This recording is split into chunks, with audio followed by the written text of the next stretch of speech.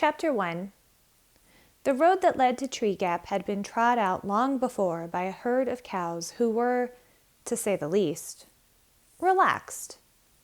It wandered along in curves and easy angles, swayed off and up in a pleasant tangent to the top of a small hill, ambled down again between fringes of bee-hung clover, and then cut sideways across a meadow.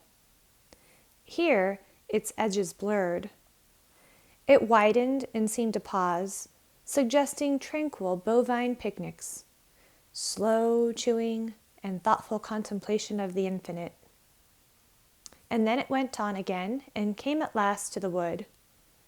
But on reaching the shadows of the first trees, it veered sharply, swung out in a wide arc as if, for the first time, it had reason to think where it was going, and passed around.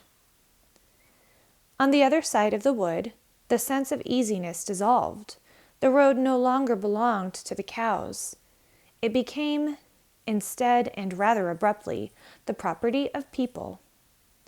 And all at once the sun was uncomfortably hot, the dust oppressive, and the meager grass along its edges somewhat ragged and forlorn.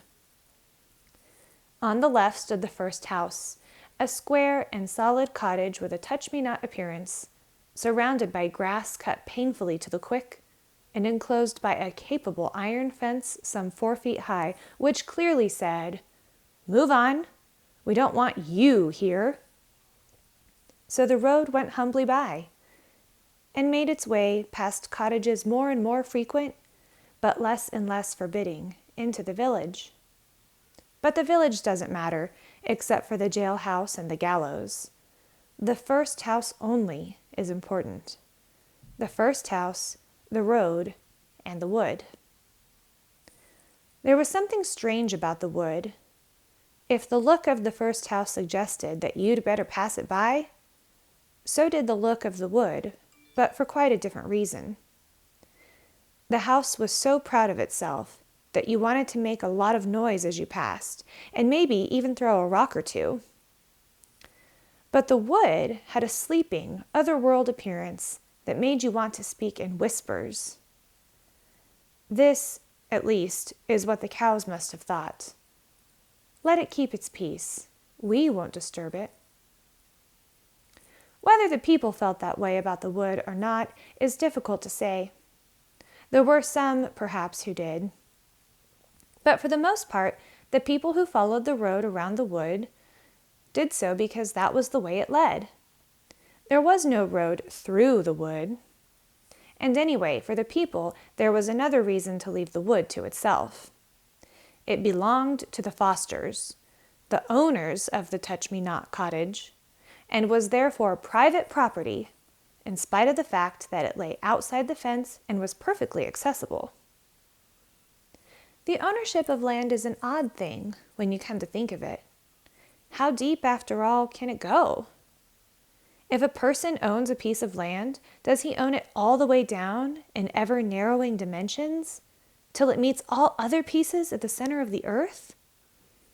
Or does ownership consist only of a thin crust, under which the friendly worms have never heard of trespassing? In any case, the wood being on top, except of course for its roots, was owned bud and bough by the Fosters in the Touch-Me-Not cottage, and if they never went there, if they never wandered in among the trees, well, that was their affair. Winnie, the only child of the house, never went there, though she sometimes stood inside the fence, carelessly banging a stick against the iron bars, and looked at it. But she had never been curious about it. Nothing ever seems interesting when it belongs to you, only when it doesn't.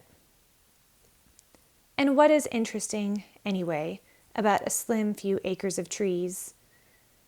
There will be a dimness shot through with bars of sunlight, a great many squirrels and birds, a deep, damp mattress of leaves on the ground, and all the other things just as familiar if not so pleasant, things like spiders, thorns, and grubs. In the end, however, it was the cows who were responsible for the wood's isolation, and the cows, through some wisdom they were not wise enough to know that they possessed, were very wise indeed. If they had made their road through the wood instead of around it, then the people would have followed the road.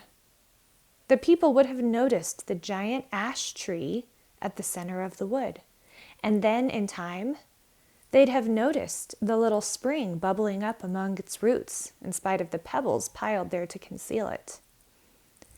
And that would have been a disaster so immense that this weary old earth, owned or not to its fiery core, would have trembled on its axis like a beetle on a pin.